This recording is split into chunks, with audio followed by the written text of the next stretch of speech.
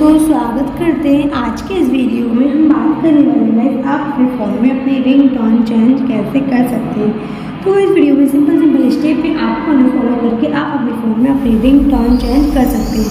तो इस वीडियो की जानकारी के लिए वीडियो लास्ट तक ज़रूर देखना। आइए वीडियो शुरू करते हैं। तो वीडियो शुरू करने के लिए सबसे पहले हमें अपने फ़ोन की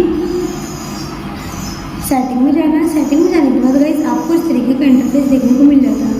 तो यहाँ पर ऑप्शन देखने को मिल जाता है आपको साउंड वाइब्रेशन, तो हमें उस पर क्लिक कर देना है।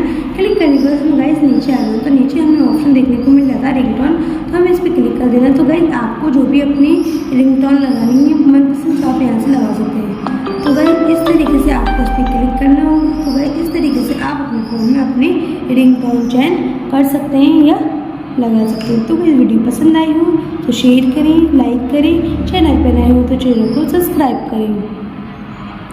मिलते हैं अगली नेक्स्ट वीडियो में, तब तक के लिए बाय बाय एंड टेक।